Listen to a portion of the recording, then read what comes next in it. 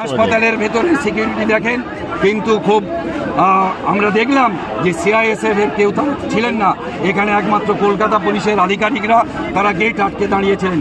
আমরা জানি না সিআইএসএফ এবং কলকাতা পুলিশের মধ্যে কী আলোচনা হয়েছে। আমরা কিন্তু গত দুদিন ধরে এই বিষয়ে বারবার আলোচনা করেছি। আমাদের জুনিয়র চিকিৎসক যারা হাসপাতালের ভেতরে আছেন, আর এই আরজিকর হাসপাতালের চিকিৎসকেরা তারা আলোচনা করেছেন, কিন্তু তাদের কথাতেও কোনো কাজ হয়নি, আমাদেরকে যেতে দেওয়া হয়নি। আপনার পূর্ব ঘোষিত কর্মসূচি ছিল, এটা পূর্ব ঘোষিত কর্মসূচিকে বাতিল করে দিল পুলিশ। ইতিমধ্যেই ঘোষিত শুধু না, আমরা জানিয়েছিলাম যে আমরা এই কর্মসূচি পালন করব শান্তিপূর্ণভাবে।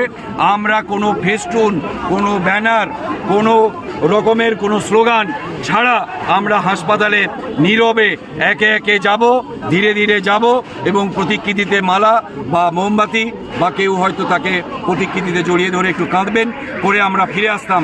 সেটা আমাদের করতে দেওয়া হলো না। আমরা যন্ত্রণাবিদ্ধ, কিন্তু আমাদের প্রতিনিধি হিসেবে আশা করি ডক্টর পুণ্যব্রত গুণ এবং মনীষা আদবকে যেতে দেওয়া হবে এবং তারা যাবেন।